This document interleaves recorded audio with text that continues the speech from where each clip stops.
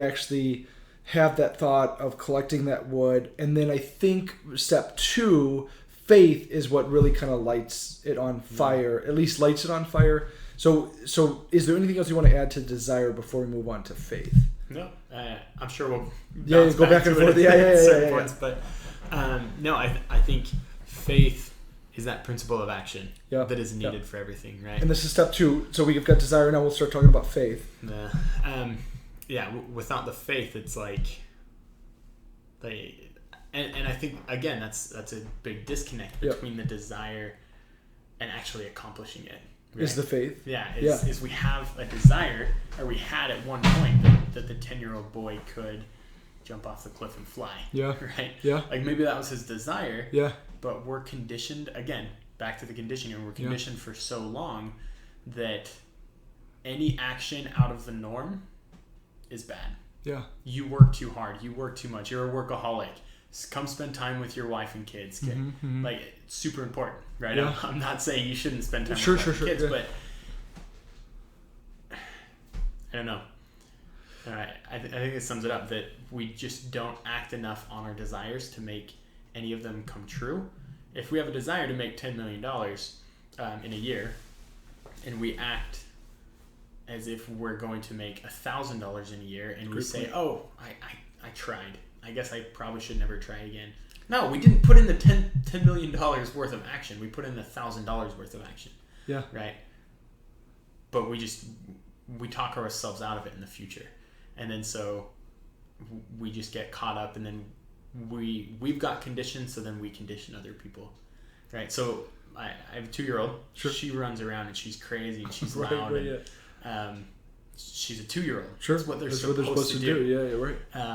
And it drives me crazy when I see other kids out in public and they're running around being crazy, having a good time, and the parents are like, "Hey, calm down. What are you doing? Stop. Right. Just relax." Right.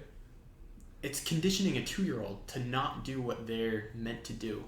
That's a great point. Yeah. It is hard. I found myself doing that too. Yeah. Me too. I know. Yeah. It is hard to let them do what they're supposed to do, but if we start conditioning them before they can even talk back to us, that's a great point.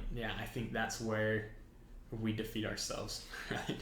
And defeat them. Yeah. As our parents, we're supposed to love and nurture and support. Condition them the other way. Yeah. Right. But oftentimes, unknowingly, we're like, "No, you should sit back, relax, and do what all the other 2-year-olds are doing that hate their lives too." Right.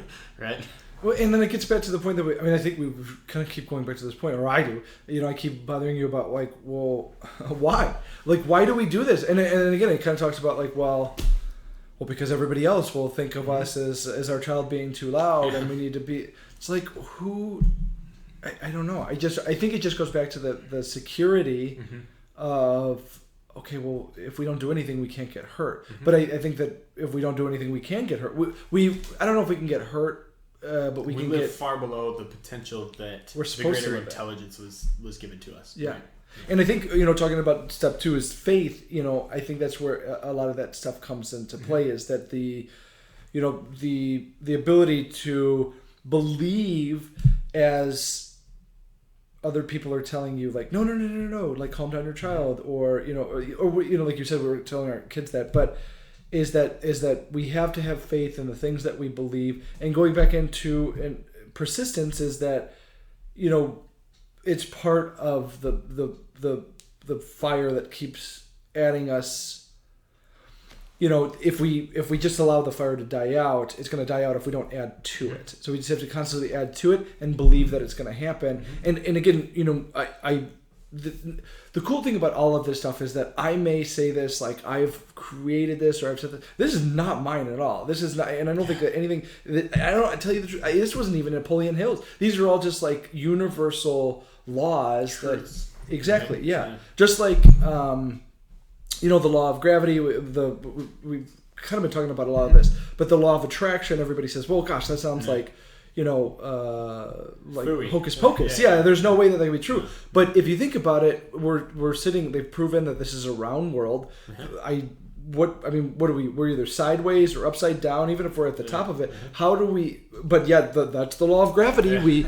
We've been conditioned to believe that because we know that, but there's all these other things, like the laws of numbers, the laws of attraction, that people just say, oh, that's, like you said, that's just phooey. Yeah. But I think it really comes down to having the faith and believing that what you want will come true, or what you're doing is good for you. I think it's the extra logs of the fire that just keep adding to the faith and allowing you get to that point. Yeah. Really similar, kind of like how he was talking about his son with being born deaf. He constantly, he never even, nature said, no, this child will never hear. He was able to, again, this is a much different time because now we all have hearing aids and we can all do that stuff. But at this time it wasn't. But it probably took the faith of an individual like that to be able to push through that, to believe that something like this could happen. Yeah. Yeah, because it's so outside of the norm. Yeah. Yeah, I wonder the social conditioning that he got as he was trying these things. Yeah. That someone without ears, I mean, I'm sure it was pretty apparent that he was out of the norm and that he was a crazy guy, right? But he stuck with it. His son or Napoleon Hill? Napoleon Hill. Right? Talking to his son. Yeah, talking to his son and saying that his son, like, you will be able to hear one day. And I'm sure everyone thought he was nuts. Yeah. Well, even, he talks about, the guy that I can't remember his name, but the guy that created the ability to stream radio. They tried to put him in a loony bin because they were like, "You're crazy, man. You can't." But that's the thing, is that we need these like loonies to that actually have the ability to be strong enough and have the faith to be able to push through all of those people around us that are just worried about us, making sure that we're not that boy that falls off the cliff and doesn't fly.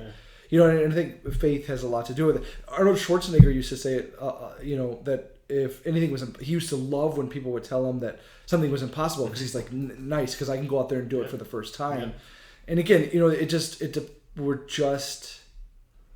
you can either choose to be a walking drone and stay inside your egg, your security